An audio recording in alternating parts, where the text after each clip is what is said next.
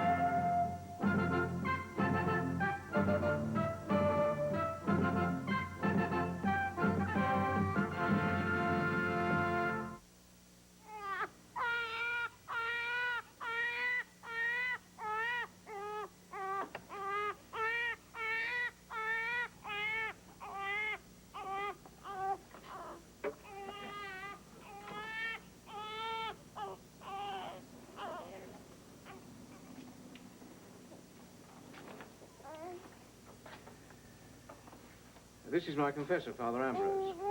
Now, I've told him of the child. He knows a home where it can be placed. Thank you, Father. I'm indebted to you. You're still determined to go to France? Now that you're here, Sir Cedric, I need delay my departure no longer. This home that you know of, Father, my son will be safe there. He will, my lord. There are some that covet his lands and title. They will kill him to get them. They must not find him. They will not find him, sir. It's the home of a humble forester. He lives deep in Sherwood.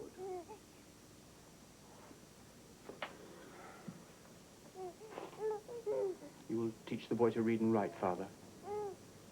Something of history, something of Latin. Those things a young man in his station should know. I will. Thank you. And as for you, Sir Cedric, my old friend, there is one more request I would ask of you.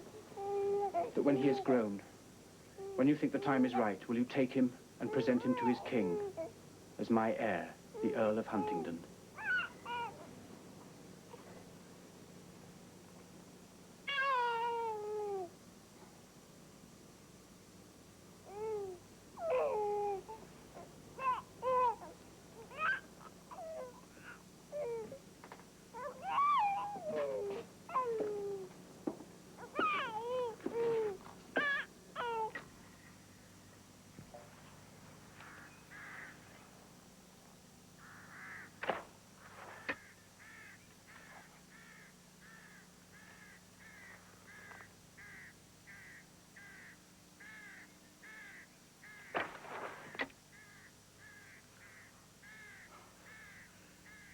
Best bow you ever made. The strength of it, the feel, I doubt there's a better bow in all England. The best bow for the best bowman. I agree. Here, take it, it's yours. No, it's not mine. There was a time when I might have split that wand, but never 3 times in succession. The bow is yours, Robin. You've earned it. You have the skill to use it well. May God give you the grace to use it wisely. What skill I have, I've learned from you. I taught you all I know. You've taught me everything, Father. Come on. Give the bow its baptism. Tonight we'll have a feast.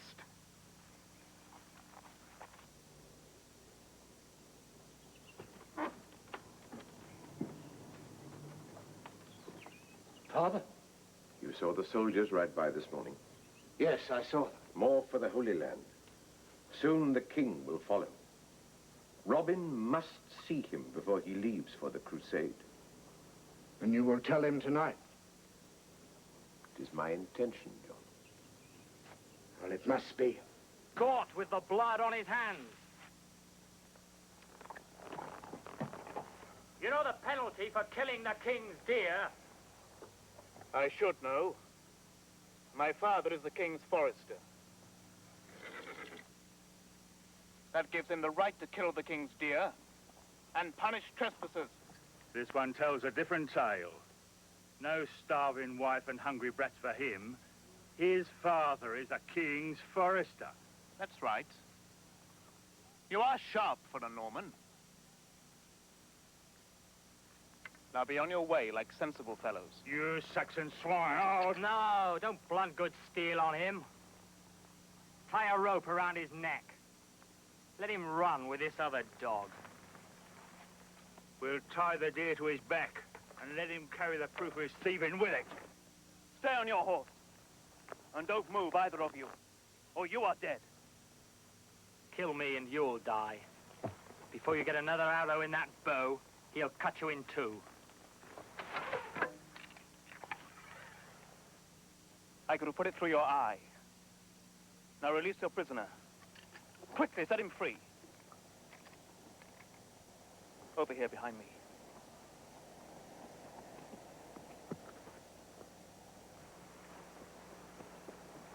What is this? Who are you? I'm Master Hood, the King's forester. Is he your son? He is. Robin, put down that boat. Now, who are you? What brings you here? We serve Sir Guy of Gisborne. That man is our prisoner. What is his crime? He stole berries from a bush. Sir Guy's property. Before he could be hanged, he escaped. We caught him. Now your son, very unwisely, has set him free. He is their prisoner, Robin. He must go with them. No, father. Come, take him.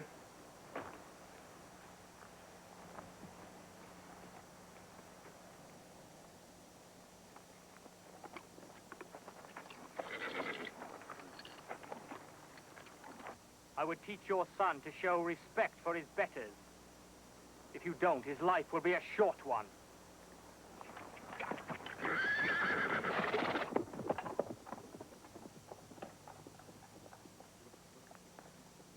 I'm sorry. There was no other way. I wonder how many betters he picked. Let's see to the deer. Father. It's for your own good, Robin. You cannot afford to get into trouble.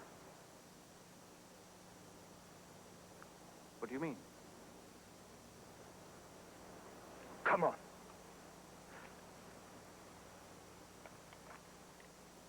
It must be a great shock to you, Robin. To be told I'm not who I thought I was. Not Robin Hood, the forester's son, is shock enough. To be Earl of Huntingdon. A noble lord. You never suspected, never felt that you might not be Master Hood's son?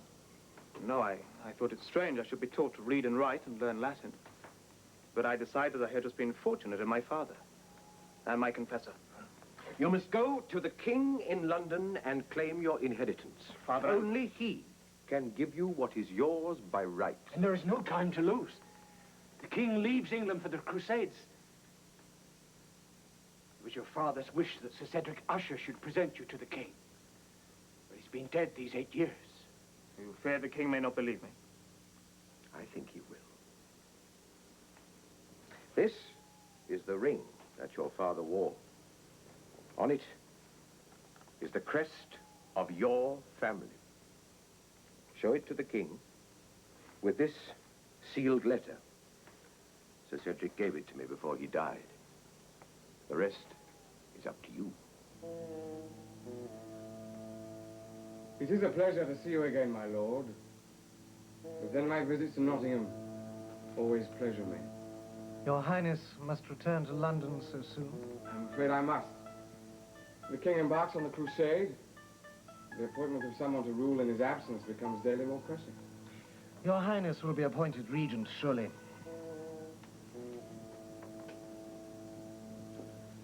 I am the king's brother. For that reason, if no other. You are too modest, sire. To be given the office of regent would be no more than a just reward for your many achievements. I will admit I am expecting Richard, His Grace, to call on me. When I'm regent, I will need the support of all my friends, Nottingham. But of course.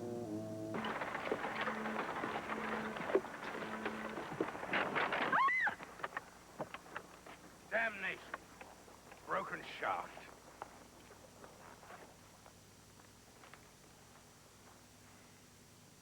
What else stand there gaping? Get it mended. Come on.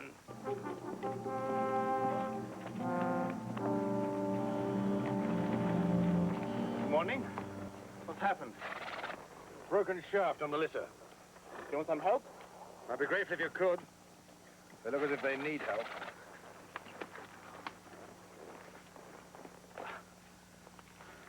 Hold your horse. Mine, please. I'd like to have a look.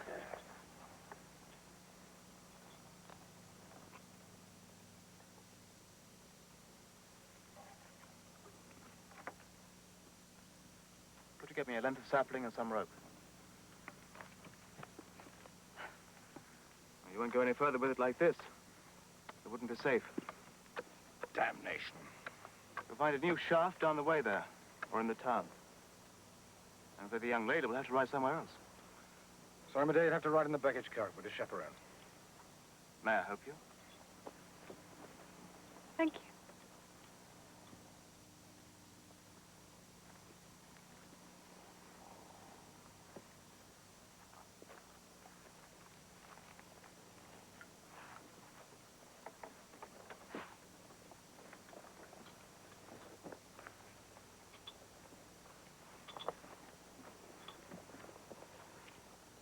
You seem to have quite a way with you.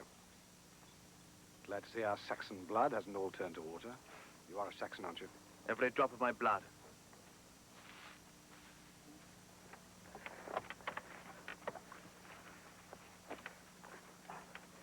That's it. Oh, thank you. I'm most grateful. Sir Kenneth Neston's my name. I wish you well. I'm happy to be of service. Right. Forward!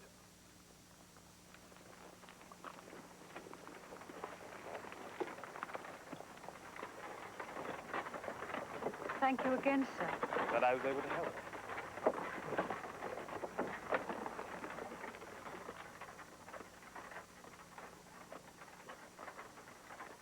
She's a great beauty. Didn't hear you come up, Mother. I could have come with a clap of thunder and you wouldn't have heard. She had you bewitched. She is indeed beautiful. Her charms will fade one day as mine did. Oh, yes, I was beautiful once, young sir. But she, too, will look in the glass one day and see her beauty die. It will bloom for many a summer yet, I hope. You do not fear old age or death? Fear death? I seldom think of it. You need not fear it, for you will never die. Saved by a woman's hand. What? Saved by a woman's hand, you will never die.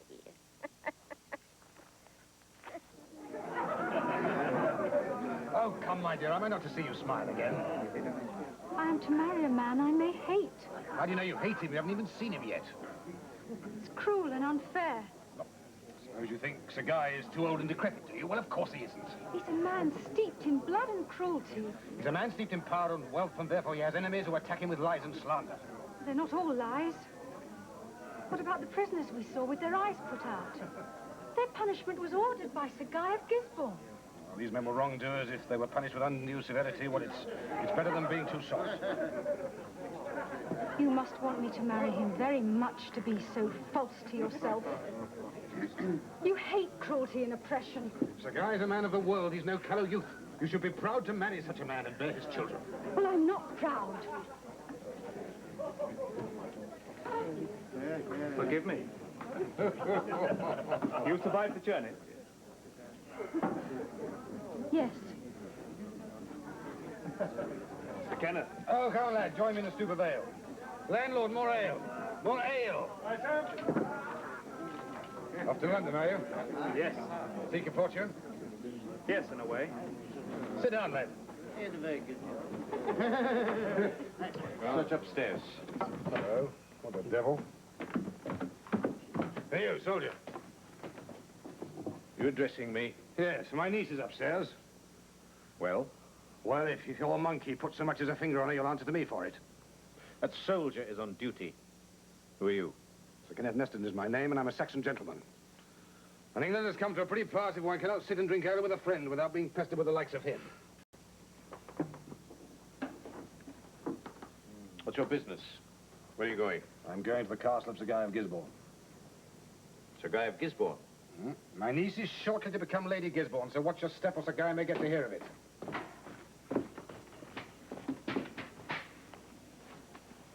Sorry you've been troubled, sir. That's better.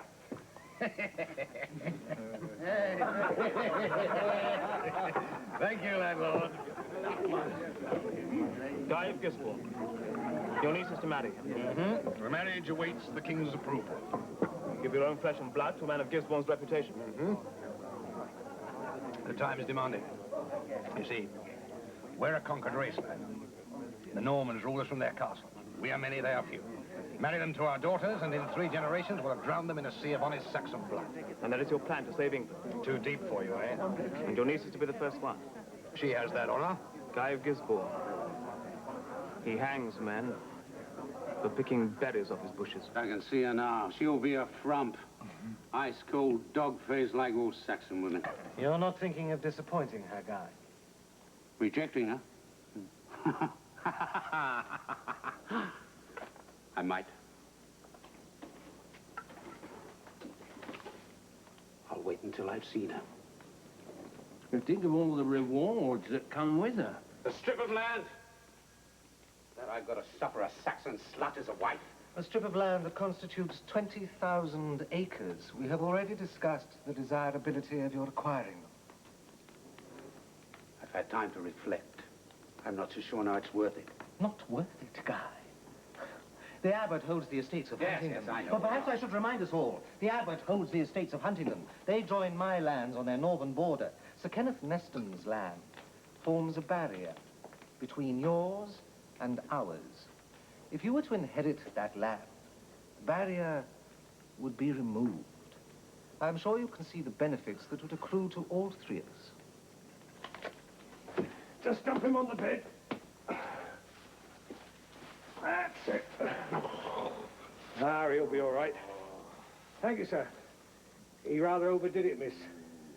Thank you for helping him up. Well, he certainly likes ale. Yes, he does. A little too often, I'm afraid. Can I help you? Thank you.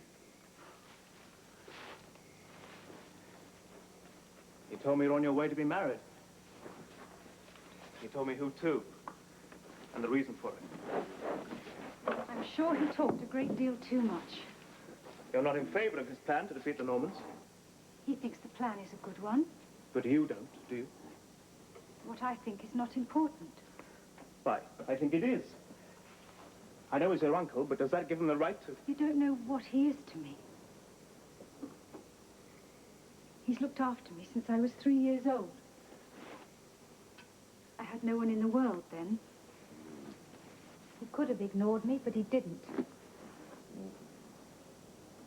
Since then, he's looked after me and given me everything that I could have wished for. And if there's something that I can do for him in return, I will do it. Even marry a man you hate? I have not yet met Sir Guy of Gisborne. I'm sorry. It is none of my business.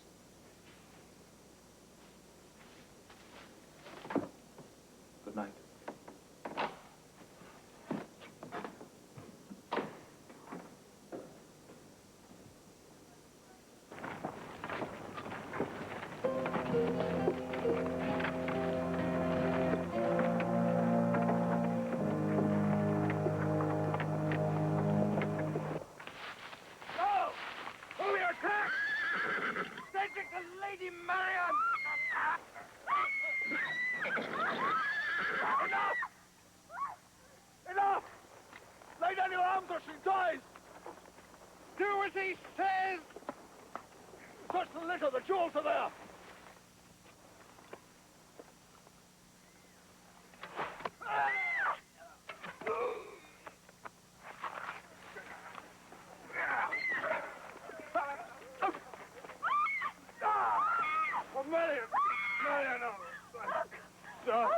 Thank God you're safe. Sir Kenneth.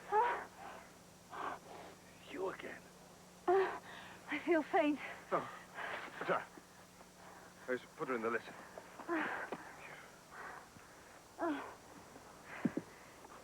There.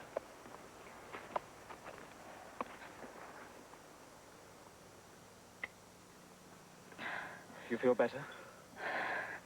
A little. We owe you our lives. I was fortunate to be so near. You used the bow well. It's a good bow, Sir Kenneth, and I was well taught.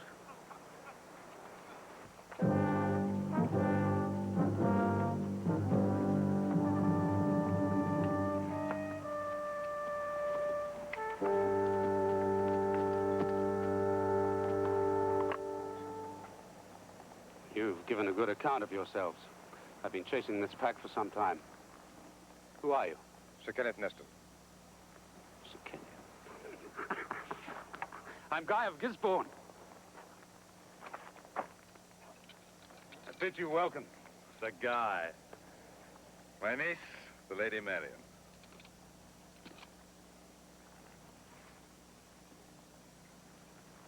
My lady.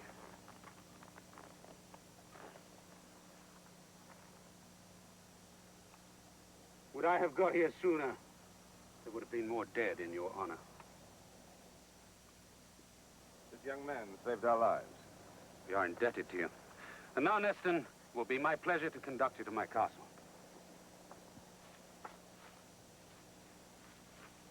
Thank you again. If you don't find your fortune in London, I'll be glad to have you in my service.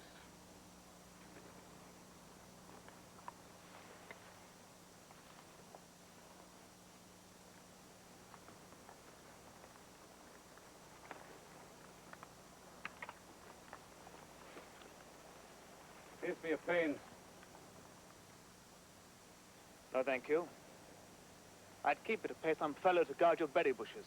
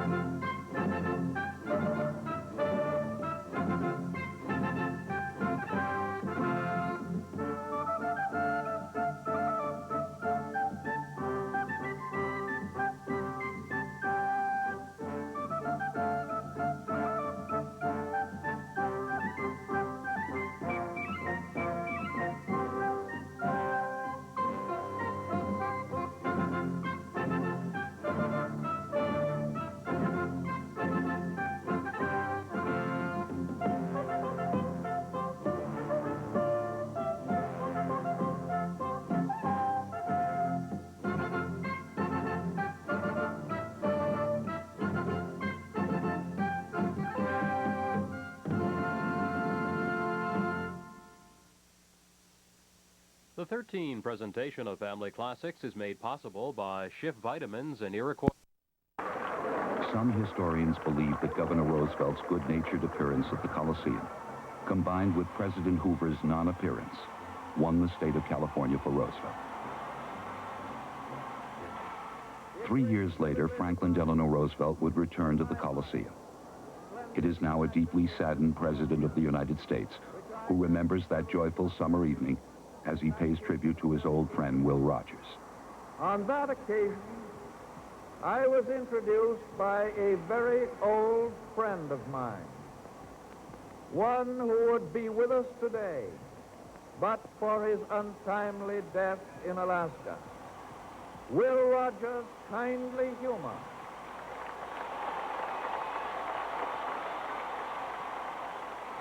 Yes, his kindly humor saw fact and laughed at fantasy. The following year, 1936, President Roosevelt is elected to a second term. But now there are war clouds gathering throughout the world. Italy bombs and strafes helpless Ethiopians. Japanese armies invade Manchuria. The Spanish Civil War is underway. But the most serious threat to world peace is the 3-year-old regime of Chancellor Adolf Hitler and his Nazi ideology. The United States is slowly emerging from the Depression and joyful, and witness a diversity of events on the field of the Los Angeles Coliseum. But these events stand in sharp contrast to the ominous warnings that are now making almost daily headlines in newspapers throughout the country. It is September 1939. World War II begins in Europe. Here at home, the United States prepares for a day that all hope will never come. Congress passes a peacetime draft, and from time to time, the Los Angeles Coliseum is converted to a military and training parade ground instead of a playing field. It is December 7, 1941. The two vast oceans, the Atlantic and the Pacific, are no longer barriers to the world conflict. The United States enters World War II. Throughout the war, the Los Angeles Coliseum takes on new duties.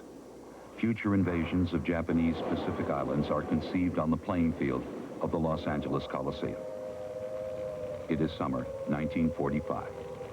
3.5 years after the Japanese attack on Pearl Harbor, the global war is all but over. Germany unconditionally surrenders, and now the mighty air forces and armies turn their attention to the Pacific. Los Angeles pays tribute to two of the architects of victory, the generals George S. Patton and Jimmy Doolittle.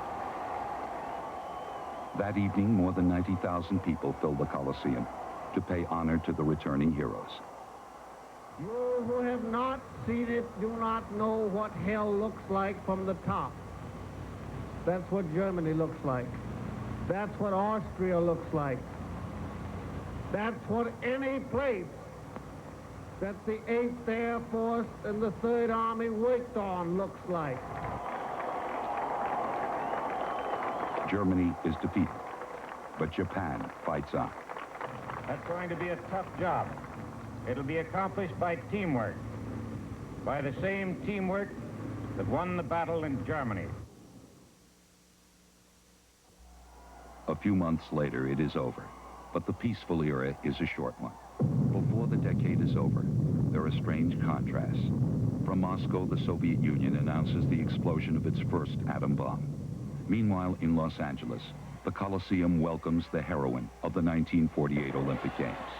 Fanny Blankers-Koen, the winner of 4 gold medals the previous summer at London's Wembley Stadium, demonstrates to the world that being the mother of 2 small children holds few restraints on the athletic field. The decade moves on, and names like Seoul, Panmunjom, and the 38th parallel become household words as war erupts in Korea. In May 1954, Roger Bannister of Great Britain becomes the first man to run the mile under 4 minutes. John Landy of Australia quickly breaks Bannister's record. Bannister retires, but Landy wants to have his own first, to be the first man to run the mile under 4 minutes in the United States. He chooses the Los Angeles Coliseum. The race is under 4 minutes, but it is not John Landy who is first. He loses a stretch duel to his teammate Jim Bailey. 1 month later, another first for the Los Angeles Coliseum. Charlie Dumas becomes the first man in history to leap the 7-foot barrier in the high jump. Democratic presidential candidate Franklin Delano Roosevelt spoke at the Coliseum as a prelude to being elected president of the United States over incumbent Herbert Hoover. For Senator John F. Kennedy of Massachusetts, the situation is similar.